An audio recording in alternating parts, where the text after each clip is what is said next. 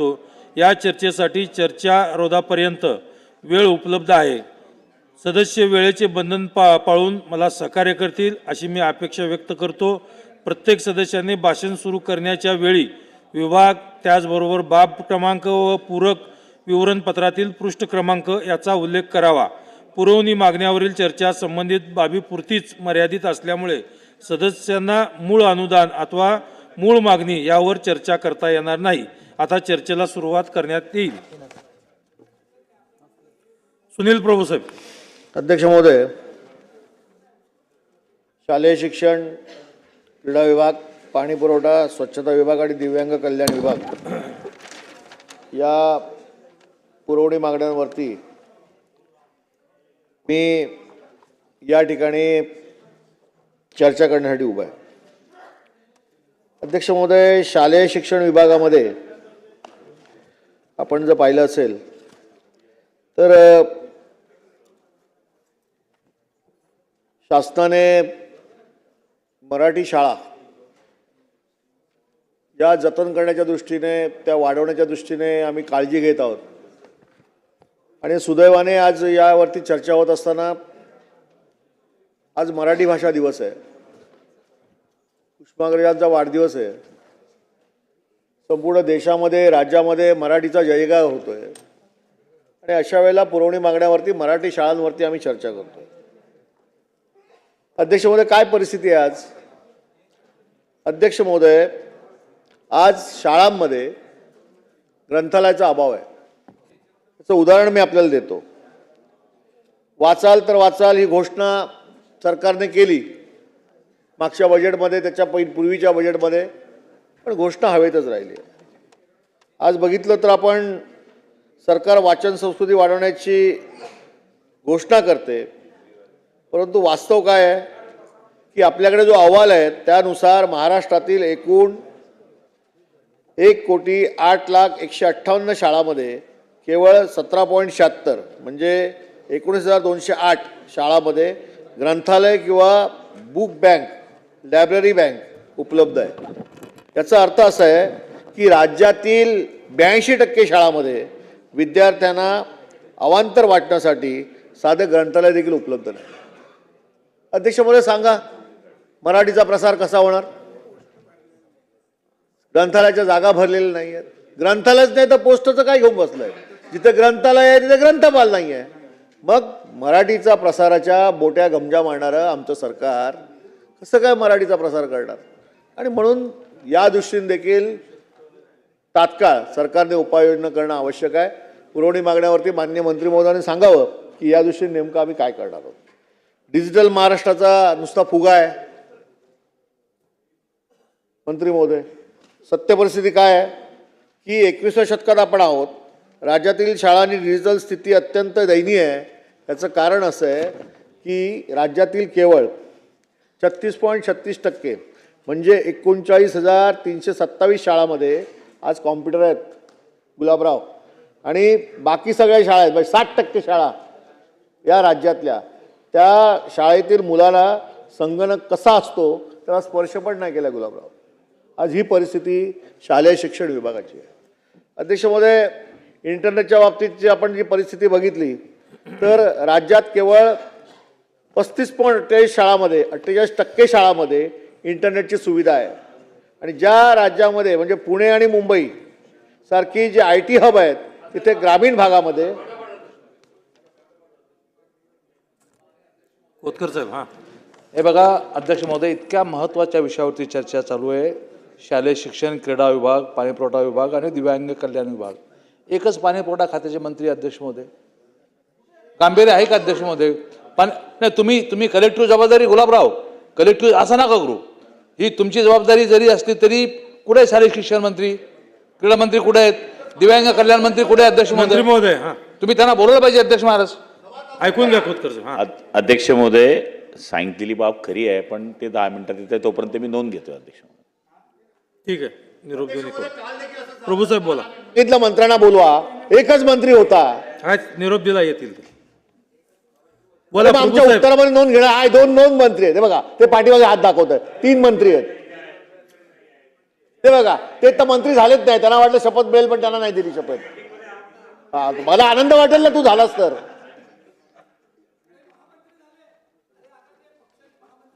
तुम्ही त्यांना अशी बाजू घेऊन मानसिकता त्यांची तयार करू नका की आता काहीच नाही मिळणार, तुला मिळायला पाहिजे.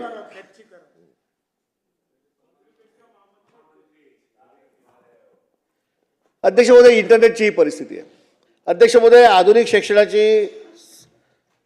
शैक्षणिक साधनांची कमतरता तर या संपूर्ण शाळांमध्ये आहेच. आपण बघाल तर डिजिटल शिक्षणाचे ढोल वाजवणाऱ्या सरकारने या ठिकाणी स्मार्ट क्लासरूम नावाखाली फार मोठं उद्दिष्ट आम्ही गाठू असं सांगितलं, परंतु स्मार्ट क्लासरूम आज आपण बघितलं शाळांचा सर्वे तर जवळजवळ 18.13 शाळांमध्ये प्रोजेक्टर्स नाही आहेत. स्मार्ट TV 62.4 शाळांमध्ये नाहीत.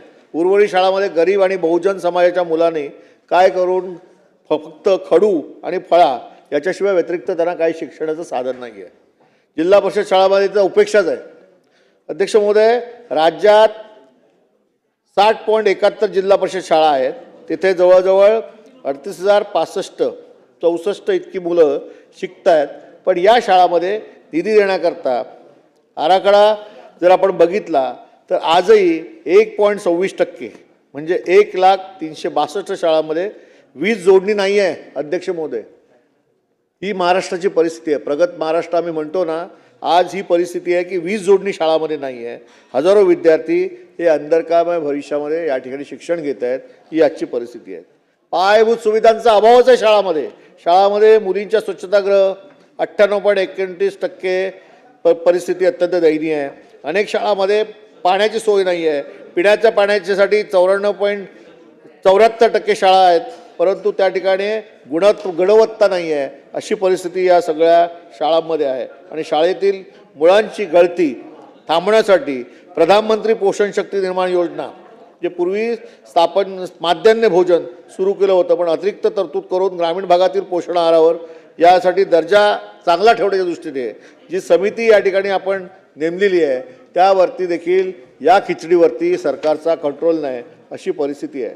आणि त्यामुळे मला असं वाटतं की आजच्या या पुरवणी मागण्याच्या भाषणावरती 82% शाळांमध्ये ग्रंथालय का नाहीत, 64% शाळांमध्ये इंटरनेट विना मुलं का शिकतायत, डिजिटल इंडिया कोट्यावधी रुपये खर्चून ते गेले कुठे, जिल्हा परिषदेच्या शाळांमध्ये सक्षमीकरणासाठी तुम्ही अर्थसंकल्पात विशेष तरतूद का केली नाही. अध्यक्ष महोदय, सगळे प्रश्न आहेत. या प्रश्नांची उत्तरं माननीय मंत्री महोदयांनी देणं आवश्यक आहे. अध्यक्ष महोदय, आज क्रीडा विभागावरती आपण बघितलं तर पाश्चात्य खेळावरती आज आपण करोडो रुपये खर्च करतो. शालेय शिक्षणापासून जे आपले देशी खेळ आहेत बघ, काटापाट्या असेल, कबड्डी असेल, लंगडी आहे, खो खो आहे, या खेळाकडे पूर्णपणे दुर्लक्ष केलं जातं. हा, खो खो नको,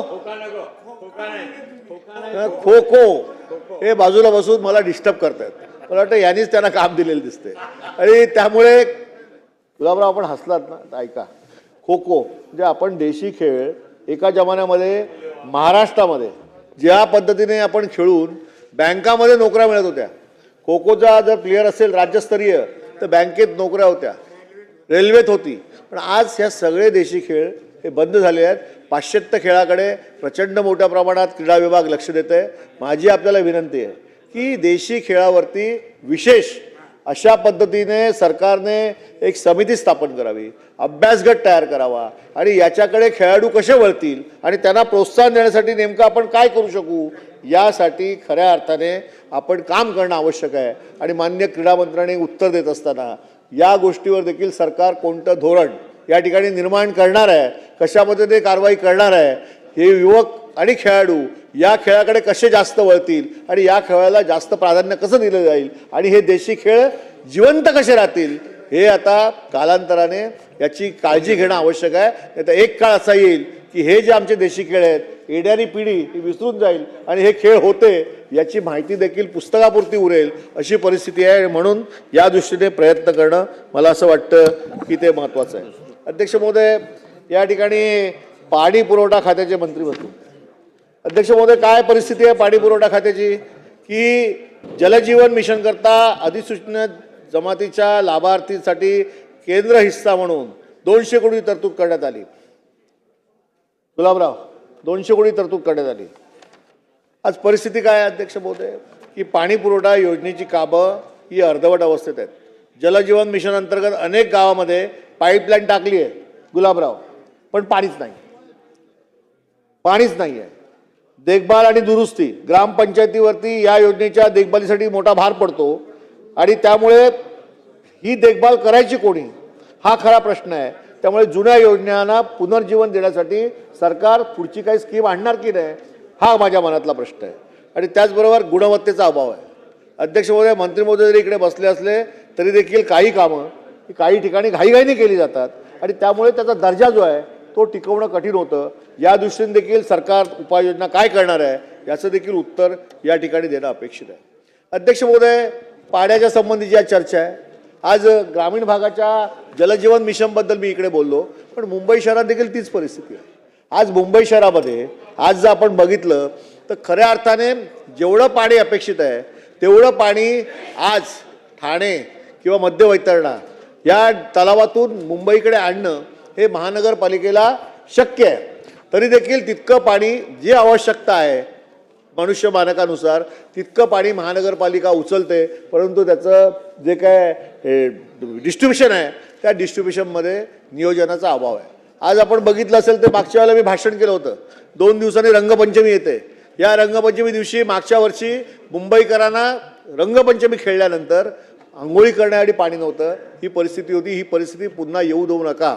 याचं कारण असं आहे की आपण तिकडे वैनगंगा प्रकल्प कधी उभारणार आहोत आम्हाला माहीत नाही, किती झाडं तोडणार आहोत आम्हाला माहीत नाही, प्रकल्प कधी उभारणार आहे, जमीन कधी हस्तांतर होणार आहे हे आम्हाला माहीत नाही. परंतु सरकार म्हणून आम्ही आपल्याला एवढंच सांगतोय की तलावातलं पाणी इथे आणण्यासाठी ज्या पद्धतीचे आपण प्रकल्प उभे करतोय आणि नागरिकांना ते देण्यासाठी प्रयत्न करतोय, त्याचप्रमाणे समुद्राचं पाणी हे खारं करून, हे खारं पाणी गोडं करून ह्या मुंबईकरांना देण्यासाठी कुठेतरी योजना एक ना एक दिवस या मुंबई शहरामध्ये किंवा ठाणे शहरामध्ये जी समुद्राला लागून शहर आहेत त्या ठिकाणी करणं आवश्यक आहे.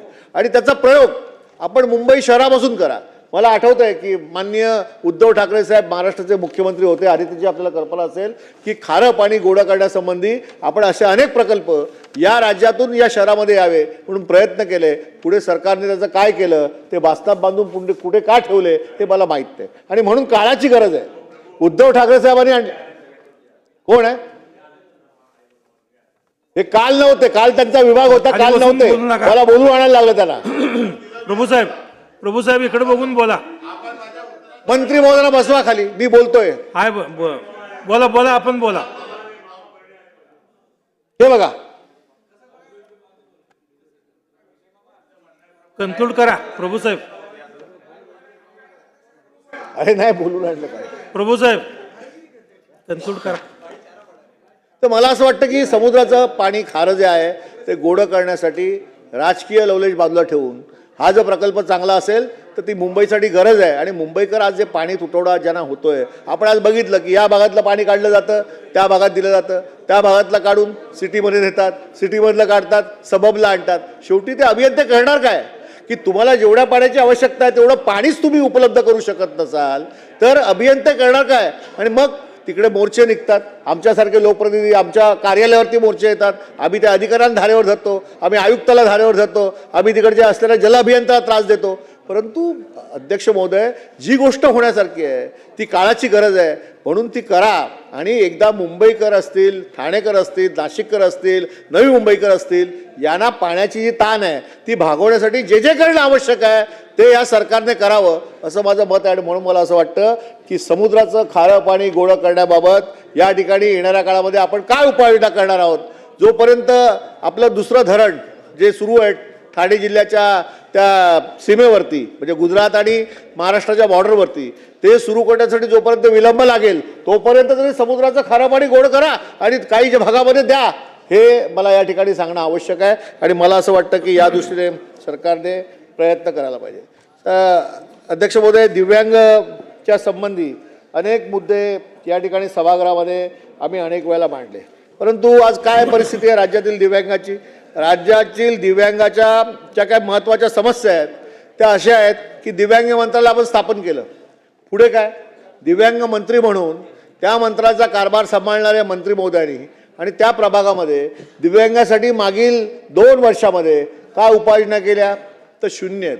मी आपल्याला सांगतो की राज्यातील सर्व दिव्यांग व्यक्तींसाठी स्वतंत्र अंत्योदय योजना तयार करून लाभार्थींचे पात्रता व निकष, अपेक्षित आर्थिक भाराची परिणाम गणना करण्यासाठी कार्यवाही करण्यासाठी 6 महिने होऊन गेले, अद्यापही ती पूर्णत करण्यात आलेली नाही.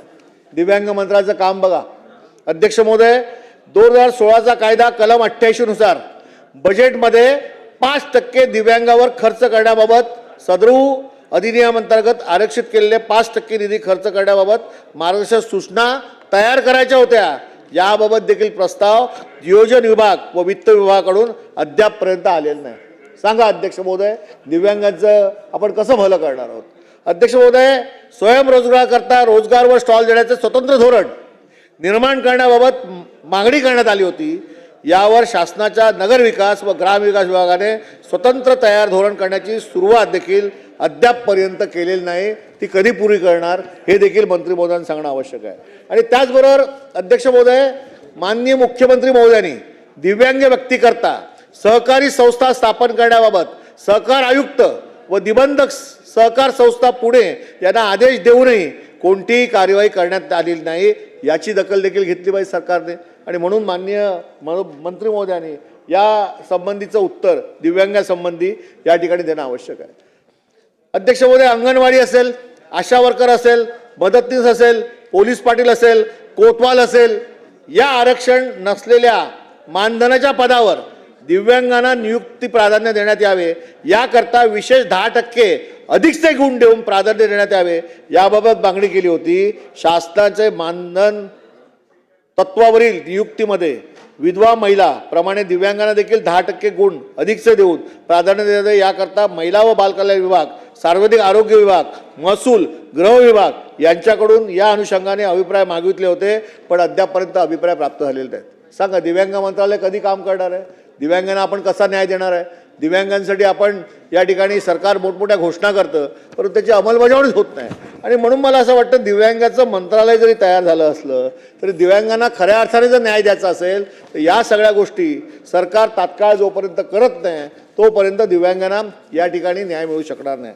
मला असं वाटतं की दिव्यांग व्यक्तीची शासकीय सेवेत निवड झाल्यानंतर जात पडताळणी प्रमाणपत्राच्या धर्तीवर नियुक्तीपूर्वी दिव्यांग प्रमाणपत्राची पडताळणी करण्यासाठी समिती स्थापन करण्यात यावी. तसेच शासन निर्देश दिले आहेत त्यावर सामान्य प्रशासन विभागाने कोणतीही कारवाई केलेली नाही. आणि त्यामुळे आता असं आहे की शासनामध्ये भरती झालेल्या व्यक्तीच्या शासकीय सेवेत निवड झाल्यानंतर जात पडताळणी करण्याबाबतची फार मोठी अडचण आहे. आणि म्हणून मला असं वाटतं की हे सगळे मुद्दे जे आहेत हे सरकारने अत्यंत गांभीर्याने घेणं आवश्यक आहे.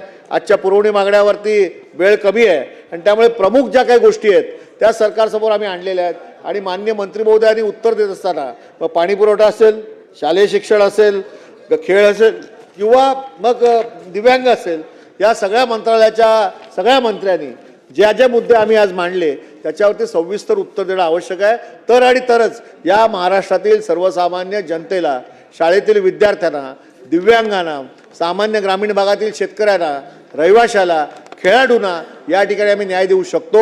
अन्यथा हा महाराष्ट्र विकसित होतोय ही केवळ घोषणाच राहील. आपण या ठिकाणी भाषणं करू परंतु सर्वसामान्य जनतेच्या हातात मात्र काही लागणार नाही. आणि म्हणून यावरती पुरवणी मागण्यावरती उत्तर देत असताना सरकारने सकारात्मक उत्तर देऊन या सगळ्या गोष्टीकडे लक्ष द्यावं अशी मी विनंती करतो. धन्यवाद.